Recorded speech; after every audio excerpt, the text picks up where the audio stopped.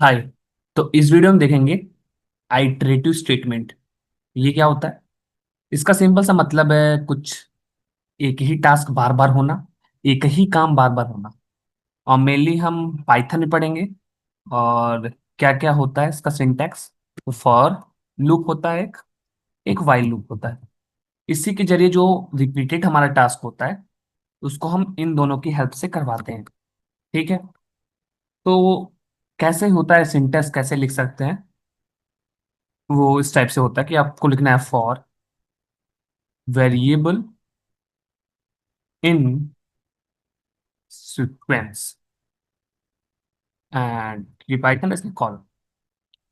तो सीक्वेंस मतलब sequence data type, मतलब आप यहाँ पे वो सब डेटा टाइप यूज करोगे जो सीक्वेंस में होते हैं। जैसे कि स्ट्रिंग, इसमें आप देखोगे तो इंडेक्स, प्रत्येक वर्ड के लिए इंडेक्स होता है। तो ये हो गया स्ट्रिंग।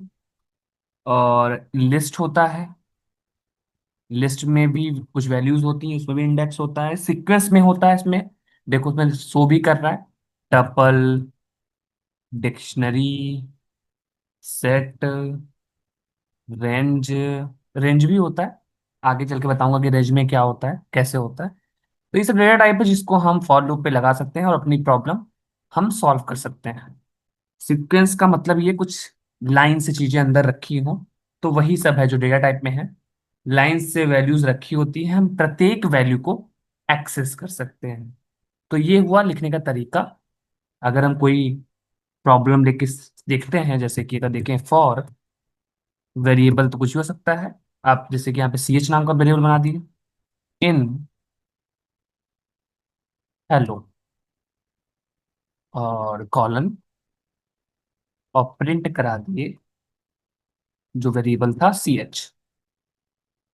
तो माइट बी इधर, नो इधर। Okay, for C H in hello. तो इसमें क्या होता है कि एक एक वर्ड निकलता है यहां से, एक एक वर्ड निकलेगा। जैसे एच निकला, एच निकल के सी एच के पास गया और सी एच में से प्रिंट हो गया। तो एक बार एच आया, फिर दोबारा सेम तरीके से वैल्यू, मतलब सिस्टम में कैसे रिपीट, आइटरेटिव मीन्स रिपीट होना। अब फिर वही टास्क रिपीट हो रहा है। अब ई निकलेगा, सी एच में जाएगा, सी एच प्रिंट हो जाएगा। एल निकलेगा, सी एच में जाएगा, सी एच में जाएगा, फिर प्रिंट हो जाएगा। जैसे कि देखो, H E L L O, समझे? एक एक वैल्यू जा रही है, प्रिंट होती चली जा रही है। ठीक है, एक बार चला फॉर लूप, दो बार फॉर लूप चला, तीन बार चला, चार बार चला, पांच बार चला। तो काफी फास्ट हो रहा है। तो मेन है कि हेलो एक एक वर्ड निकलता है यहाँ पे क्योंकि सीक्वेंस में है, इंडेक्स वाइज है, और जाके वेरिएबल में स्टोर होता है। और हम जब प्रिंट करते हैं तो ये दिख जाता है हमें। ठीक है, समझ गए होगे, सिंपल है। और अगर रेंज में देखें कैसे, रेंज क्या होता है, रेंज फंक्शन कैसे यूज होता है इसमें। फॉर आई, मान लो आई एक वेरिएबल है, in range, in wait, in range 5। अब ऐसा लिखने से क्या हुआ, अब हम दिखा देते हैं प्रिंट आई। अब क्या प्रिंट होगा, रेंज मतलब है कि स्टार्टिंग में तो जब आप सिर्फ एक वैल्यू डालते हो तो स्टार्ट पॉइंट फिक्स होता है कि जीरो से स्टार्ट होगा, बाय डिफॉल्ट जीरो से स्टार्ट होगा ये। अगर ऐसा नहीं लिखते हो तब तो ठीक है, सेम ही है।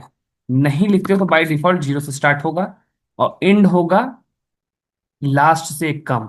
अगर 5 है तो 4 तक प्रिंट हो जाएगा। देखो, 0 to 4 बाय डिफॉल्ट जीरो है, और लास्ट वाला 5 है, 5 है।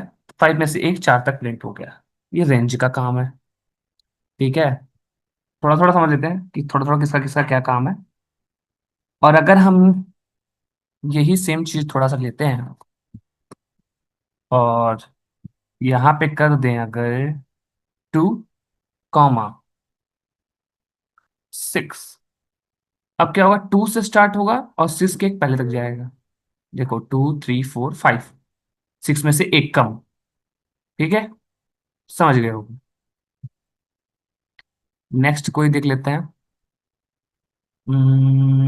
1 to 10 कर लें, 1 to 10। और जो लास्ट में लिखते हैं उसे कहते हैं स्टेप साइज। स्टार्ट, इंड और स्टेप साइज। स्टेप साइज अब देखोगे तो कि दो के अंतर पे आ रहा होगा। एक, तीन, पाँच, सात, नौ, मतलब एक, तो स्टेप टू कूद जाओ, मतलब दो स्टेप कूद जाओ आगे, तो तीन, फिर पाँच, फिर सात, फिर नौ। ठीक है, मतलब आप स्टेप लिख रहे हो, मतलब कह रहे हो कि ऐसा ही नंबर प्रिंट हो जो स्टेप चले दो दो स्टेप पे। एक है तो अगला तीन आना चाहिए, दो स्टेप आगे।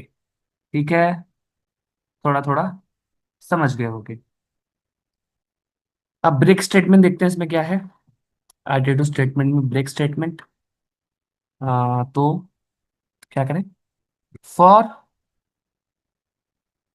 For I in range 10, by default पता ही है क्या होता है, 0 to 10 प्रिंट हो जाएगा, 10 लिखे तो। करना क्या है हमें, कॉलन लगा दो और इफ लगा देते हैं, थोड़ा सा इफ स्टेटमेंट पड़े ही हैं। इक्वल टू 5, इक्वल टू 5, और फिर लगा देते हैं ब्रेक।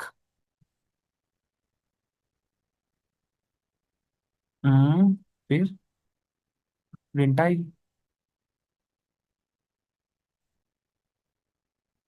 Print I. अब क्या प्रिंट होगा, जैसे ही आई इक्वल टू 5 आएगा, लूप हमारा ब्रेक हो जाएगा। ब्रेक का मतलब ब्रेक, रुक जाना। जैसे कि जब यहां से जीरो से चलेगा, जीरो गया आई में, क्या जीरो 5 के इक्वल है, नहीं है, तो प्रिंट जीरो हो जाएगा। फिर एक स्टेटमेंट मतलब वन निकलेगा, यहाँ से एक एक करके निकलता है ना। फिर वन निकला यहाँ पे, यहाँ आई पे पास गया, फिर आई से कंपेयर हुआ, 1 = 5 नहीं है, फिर ब्रेक नहीं होगा। फिर टू आ जाएगा, सॉरी वन आ जाएगा, फिर ऐसे टू आ जाएगा, ऐसे थ्री आ जाएगा, ऐसे ही फोर आ जाएगा। लेकिन जब 5 निकलेगा, और 5 = 5 है, क्या 5 = 5 है, हाँ है। जैसे ही ये ट्रू हुई स्टेटमेंट कि 5 = 5, वैसे ही ब्रेक कर देना। अरे मतलब ये ट्रू फॉल्स ही देता है ना हमारा ये कंपैरिजन ऑपरेटर। तो जैसे ही ये 5 हुआ, वैसे स्टेटमेंट ब्रेक हो गया, हम लूप से बाहर आ गए। ठीक है, मतलब 0 to 4। समझ गए होगे थोड़ा थोड़ा। अब अगर देखें, सेम ले लेते हैं कंटिन्यू के लिए,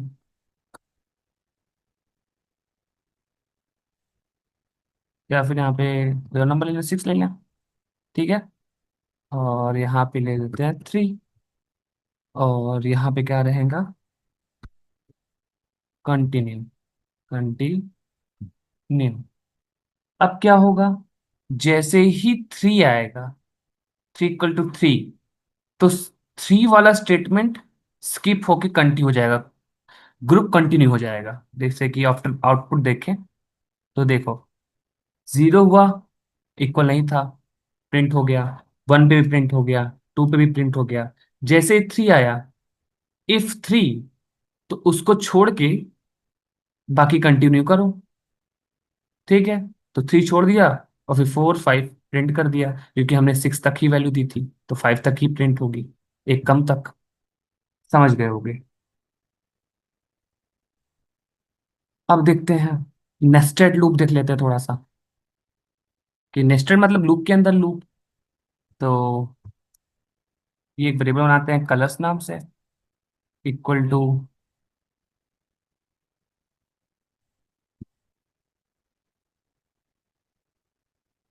लिस्ट एंड रेड, और इधर लेते हैं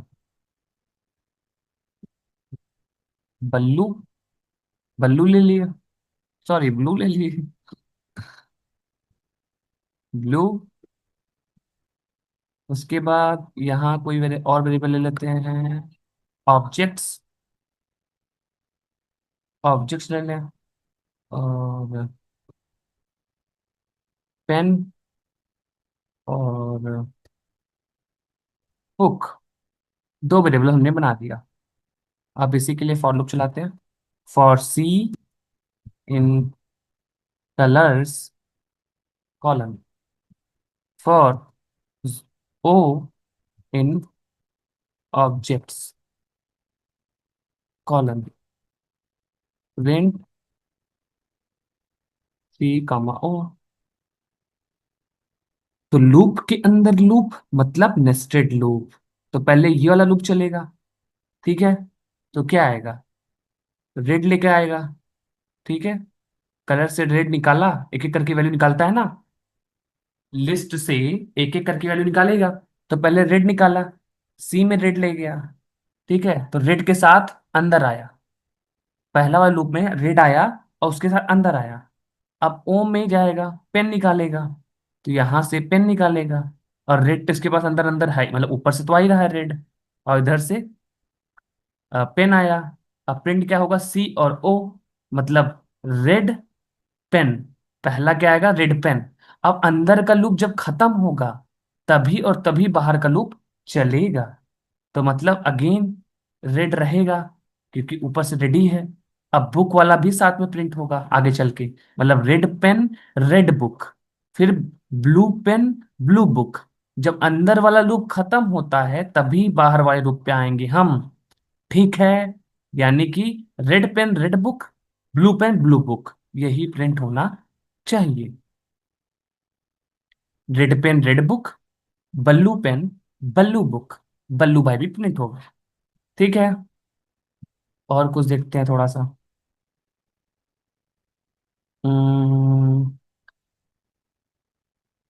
okay, for loop with dictionary. Dictionary देखते हैं थोड़ा सा बना के, इसमें की वैल्यू होते हैं उसे डिक्शनरी कहते हैं। तो इसमें ये वाला ब्रैकेट होता है, curly bracket, A colon one, B colon two, comma C colon colon three. ये हो गया हमारा डिक्शनरी। अब इस पे हम फॉर लूप चलाते हैं। For A in D colon print A. क्या लगता है क्या प्रिंट होगा, एक एक करके वैल्यू आती है, डी से एक वैल्यू निकलेगी जो कि के में आएगी, मतलब ये वाला पोर्शन आना चाहिए। बट ऐसा नहीं होता है, सिर्फ की प्रिंट होता है। अगर हम नॉर्मल प्रिंट करें डिक्शनरी में तो सिर्फ की, ये है की, ये है वैल्यू, तो यानी एबीसी प्रिंट होगा। Yes, ABC. और अगर हमें वैल्यू चाहिए तो हम क्या करेंगे, अरे बताओ क्या करेंगे। तो पहले तो यही ले लें,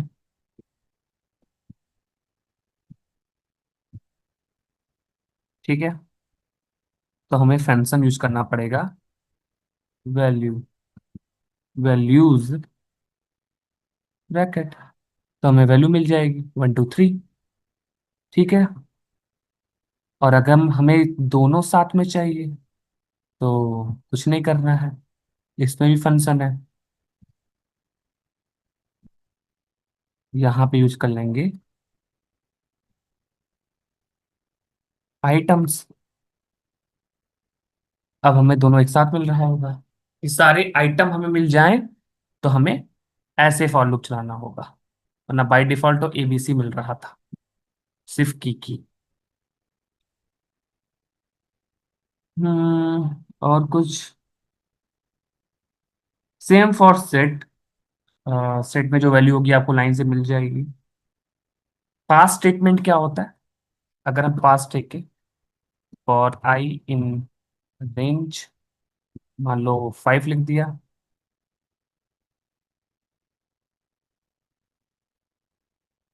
और कॉलन फिर कर देते हैं पास।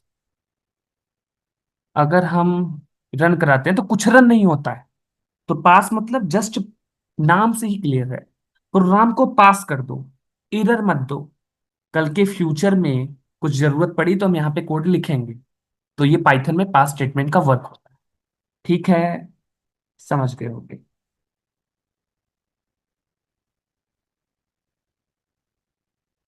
ओके दैट्स इट, इतना रूल काफी है इसमें, अगर और देखना है तो। आई विल चेक समथिंग, ये और कुछ पढ़ा सकते हैं इसमें या इतना सही है।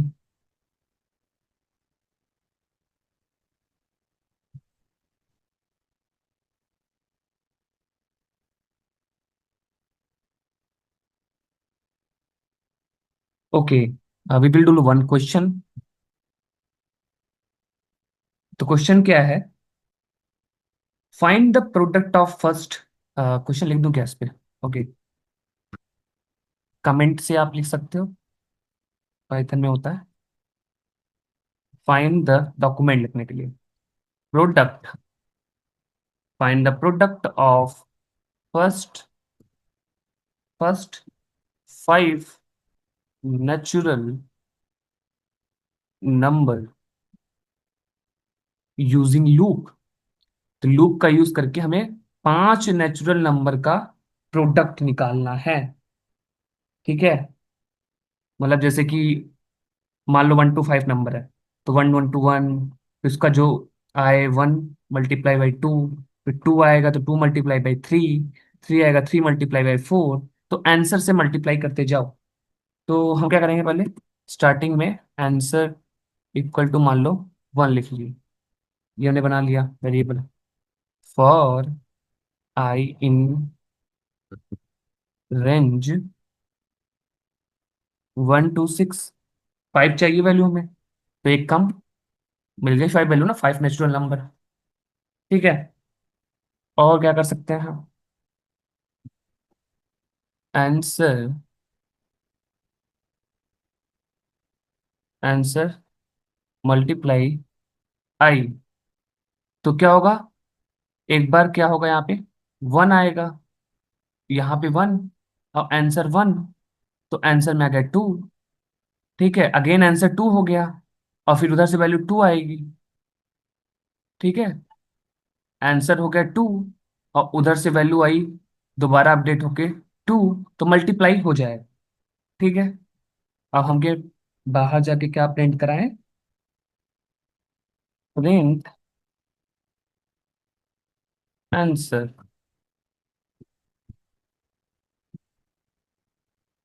आंसर तो 120। तो ये कैसे हो रहा होगा? कुछ ऐसा हो रहा है बिहाइंड द सीन। 5 × 4 × 3 और दो मल्टीप्लाई लगा दिया, multiply by 2 × 1। Behind the scene कुछ ऐसा हो रहा है कि 1 हुआ और इधर 1 आया, तो 1 × 1 1, फिर अगेन 2 हुआ तो 2 × 1 2, फिर वन 3 हुआ तो 3 × 3, ऐसे मल्टीप्लाई हो रहा है। ठीक है, इसे हम फैक्टोरियल का भी प्रोग्राम कह सकते हैं। फॉर लूप में इतना ही। नेक्स्ट वीडियो हम देखेंगे वाइल लूप। That's it.